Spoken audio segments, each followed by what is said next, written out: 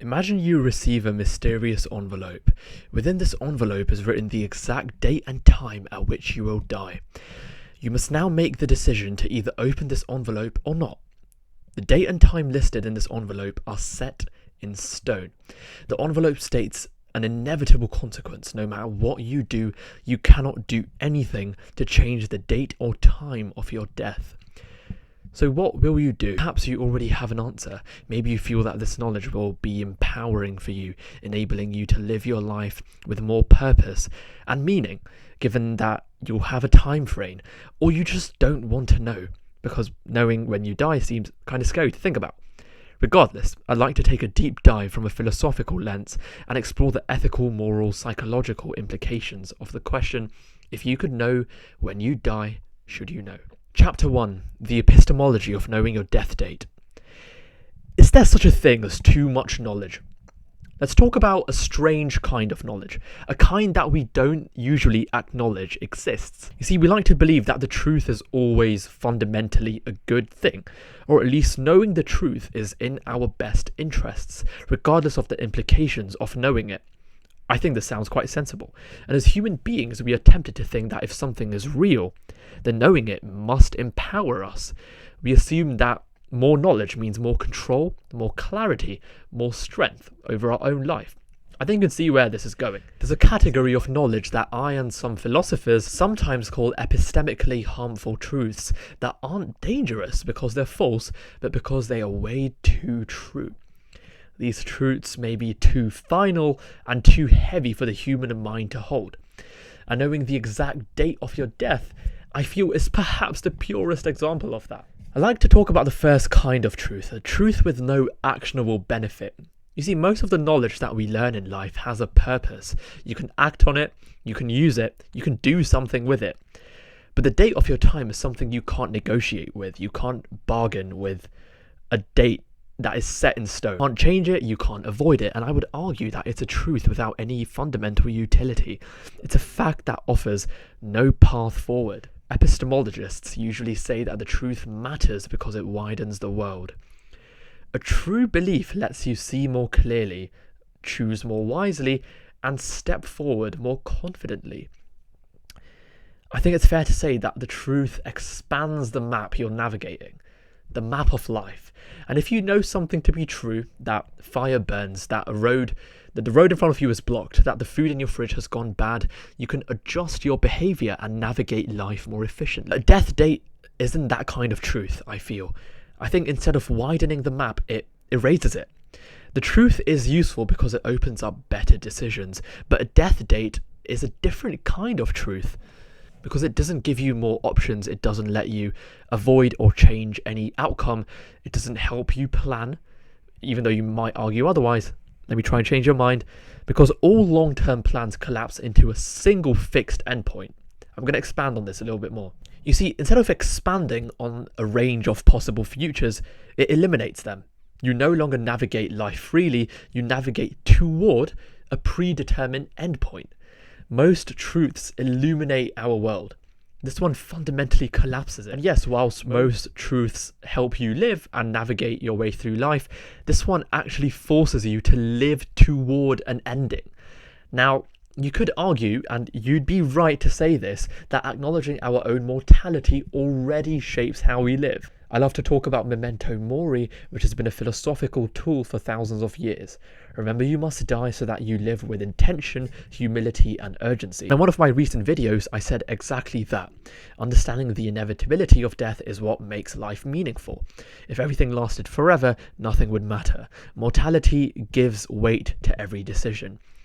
So you may think that knowing when you'll die would make life even more meaningful, because instead of moving through life vaguely aware that time is limited, you'd have a precise boundary, a defined window in which to pour all your energy, all your love, all your ambition and purpose. Now yes, it sounds great, it sounds logical, it sounds empowering, it sounds like the ultimate form of clarity, but here's a crucial difference. Memento mori asks you to remember death. Knowing your death date forces you to inhabit it. There's a huge difference. Memento mori creates perspective, and a death date creates pressure. Memento mori is meant to create and broaden your appreciation of the present, and a death date narrows your entire future to a countdown. Memento mori reminds you that time is finite, and a death date makes it feel like life is already over. When you know that you will die someday, you're invited to live wisely. When you know the exact day, you're condemned to live in anxiety. One encourages presence and the other one enforces paranoia. One makes life fundamentally meaningful and the other one makes meaning harder to access, because every single action you make becomes judged against the ticking clock. So yes, mortality and awareness of mortality enriches your life, but a death date doesn't deepen the meaning we find in life. It distorts it. Meaning comes from uncertainty, from the knowledge that life is fragile, unpredictable, not from the knowledge of the precise moment it ends. You probably still disagree with me, and that's completely fine. I've got a few stronger points for you to consider. The next category of knowledge is knowledge that restructures the knower. There are certain truths out there that permanently alter a person, like finding out you're adopted, receiving a terminal diagnosis, discovering you're infertile, learning your partner's betrayed you, witnessing extreme suffering. These are called transformative truths, because once you've learned these things, the person who existed before that moment is gone. You're a changed individual. Now, knowledge of a transformative truth isn't a bad thing. In fact, it may be important. Living life in ignorance of your own reality and pretending it doesn't exist is simply unwise. But a death date is the most extreme version of this, because it doesn't just change one part of your life. It changes your entire relationship with time itself. Now let's get a little bit more philosophical here.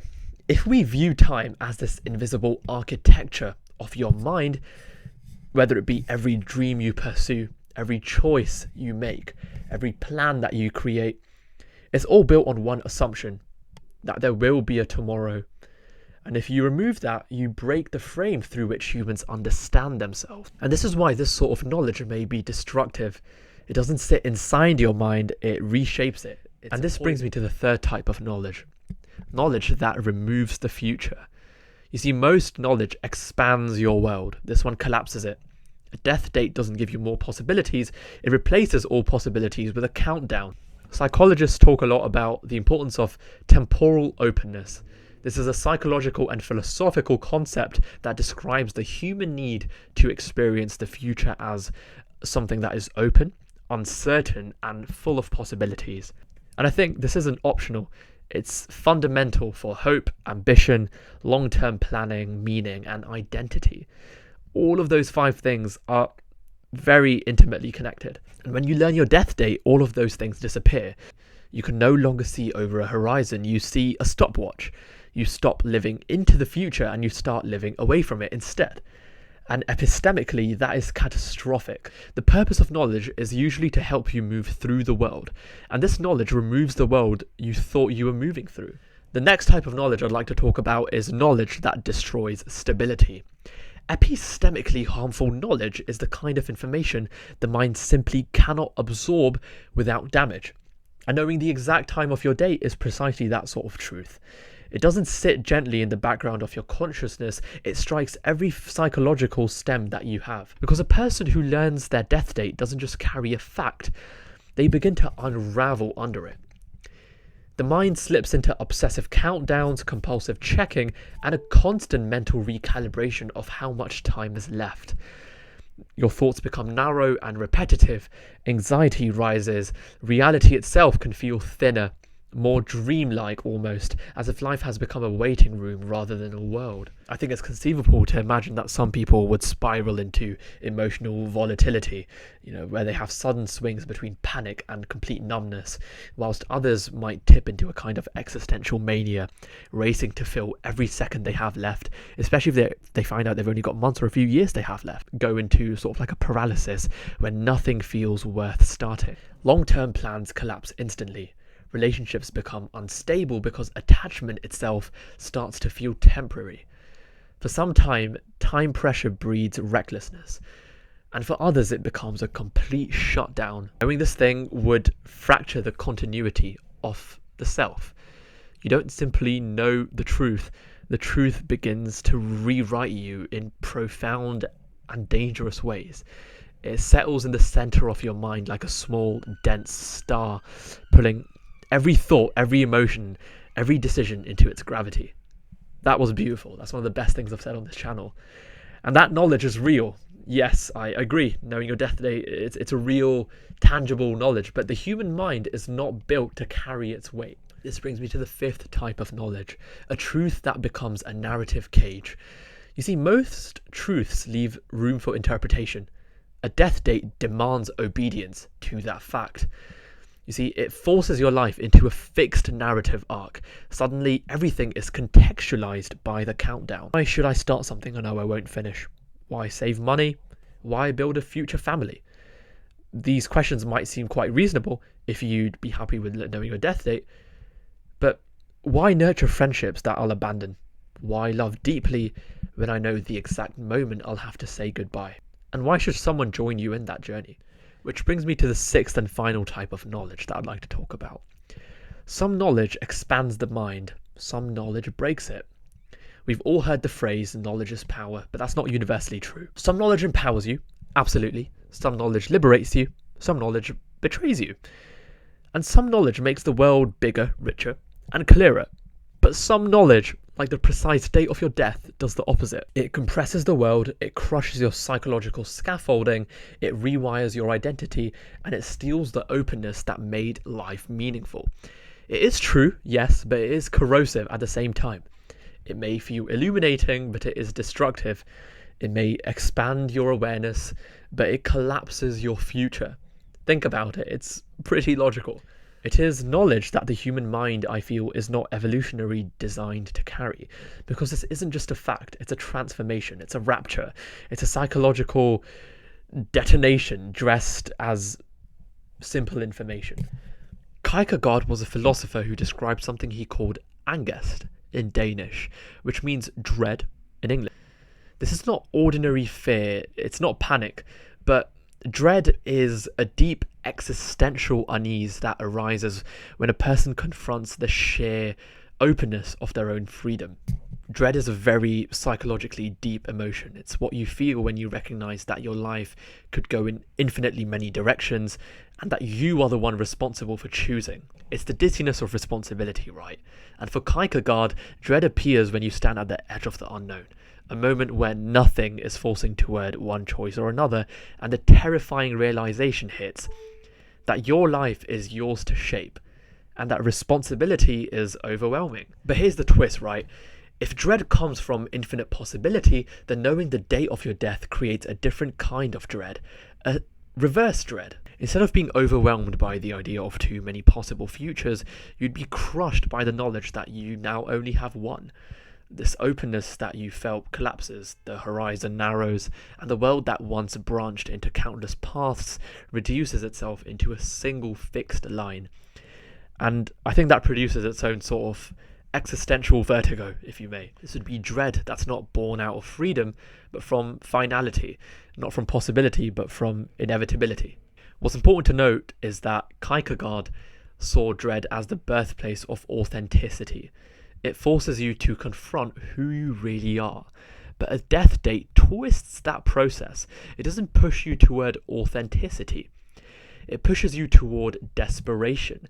Because when you know precisely when everything ends, every moment becomes overloaded with significance. Every decision feels like it must count. Every second feels like it is slipping away too quickly. And that isn't the productive, clarifying dread that Kierkegaard believed helped a person grow. It's not memento mori either. This is a dread that is weaponized by certainty. And yes, it's the same sensation, but inverted. It's the same abyss, but with the walls closing in instead of opening out. In his book, Being and Time, one that I actually haven't read, but I've only stolen ideas from, Martin Heidegger took the conversation about death even further than Kierkegaard. He argued that death isn't just something that happens at the end of our lives, it's something that silently structures our existence from the very beginning. It's a very interesting philosophy, and he calls this being towards death. For Heidegger, humans are the only beings who understand that one day we will cease to exist, and that awareness shapes everything. Our choices, our relationships, our ambitions, our fears, our sense of belonging and meaning in this universe, we live our lives in the shadow of something that we can't see but can never escape. In Heidegger's view, death, the way he views it, is very interesting. It's not an event. It's a possibility, the most personal and unavoidable possibility we have. And the way we relate to this possibility determines how authentic or inauthentic our life becomes. Most of the time, and I've talked about this many times on this channel, death. We flee from this reality. We distract ourselves. We live on autopilots, never confronting what truly matters. But when we face our mortality with more honesty, we recognize that time is finite. We are shaken into authenticity. We begin to live deliberately, with intention. We choose our values consciously. We stop drifting and start easing. Heidegger strongly believed that death's power comes from indeterminacy. We know it will happen, but we do not know when. And that not yet is what forces us to our own choices, to take responsibility and agency of our own lives, to live with meaning. And if you remove that uncertainty, if you hand someone the exact date and time of their death, you break the structure that makes being towards death meaningful. So instead of an open horizon, you give them a deadline. Instead of a call to authenticity, like I talked about earlier, you impose a countdown onto them. And instead of provoking courage, you create fixation, a false form of courage. Heidegger's insight is fascinating, and knowing the exact date and time of your death doesn't deepen it, it destroys it. Because for Heidegger, the mystery of death is what frees us.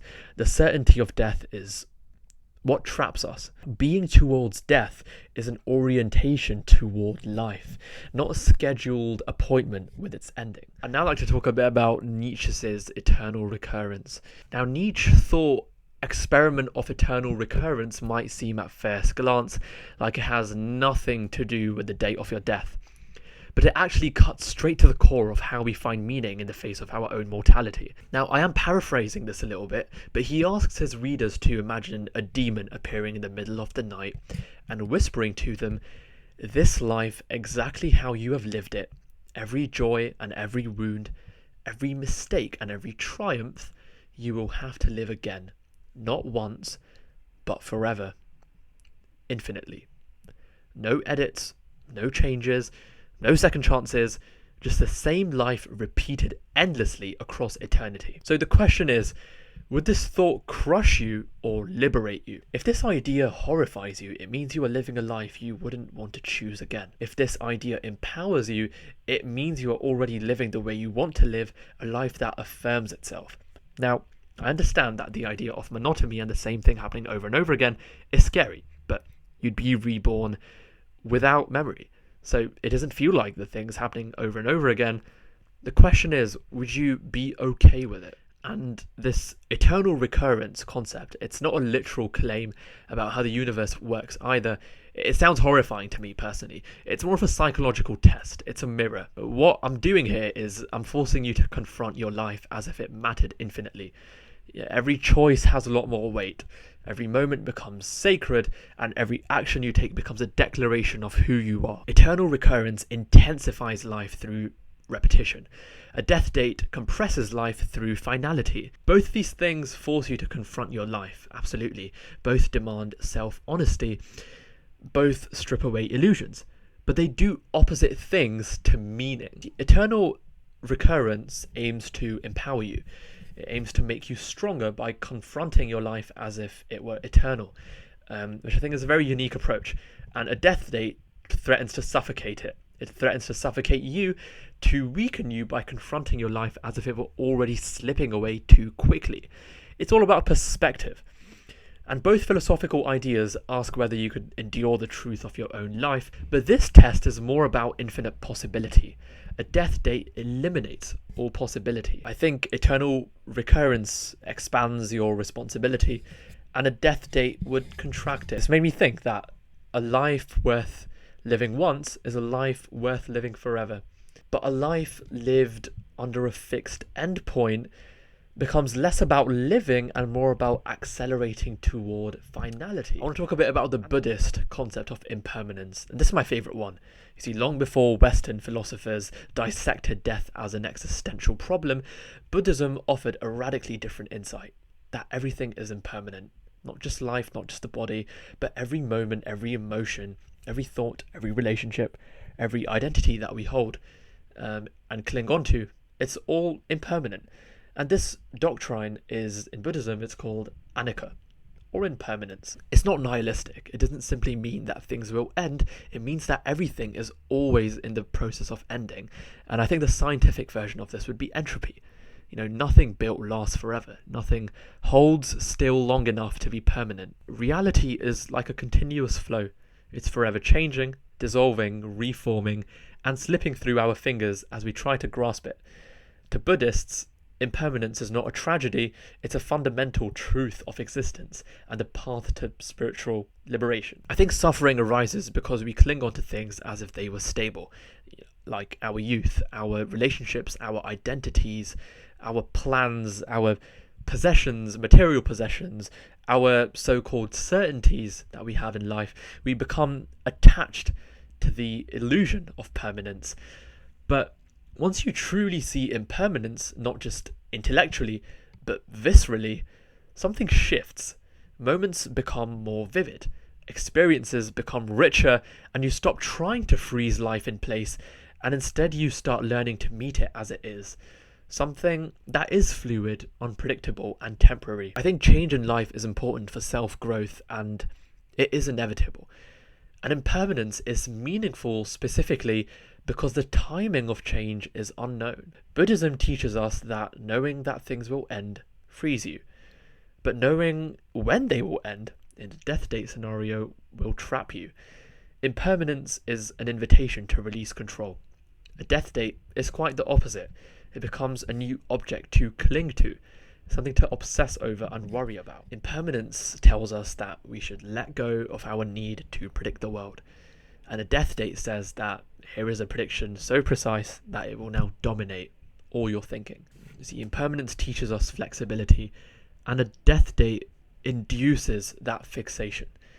Buddhism asks us to live lightly, aware that everything is passing and temporary, and a death date forces us to live heavily, counting down to a moment that overshadows all others. Impermanence, I think, lets meaning arise more naturally from the fragility of life.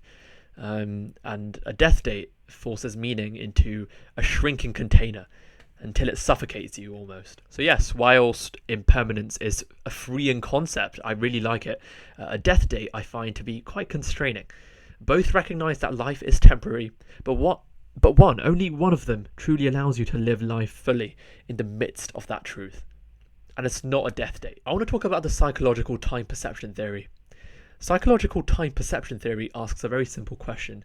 Why does time feel different depending on our emotional state, age, context, where we are, and our expectations? What is time? A lot of people say that time is a social construct. I'm not so convinced, but the simple answer is that we don't experience time in the same way that a clock measures it.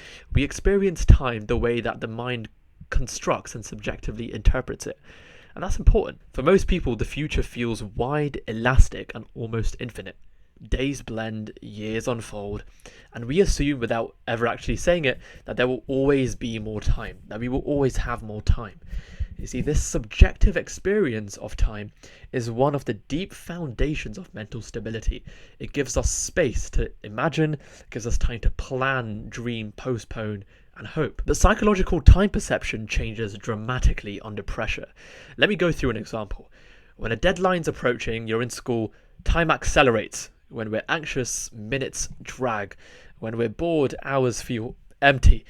When we're in love, days vanish like sparks.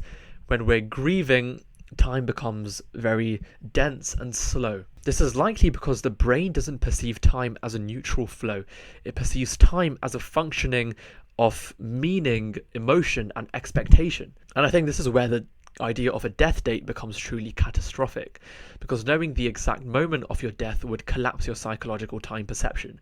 It would no longer feel like an open field, it would feel like a funnel, like a sand timer, something that is narrowing, tightening, accelerating more violently the closer you get to the end. It's almost like time wouldn't just pass, it would press against you, and every day would feel simultaneously too short and too long, where moments would feel weighted artificially significant, suffocating under the pressure to make that time count.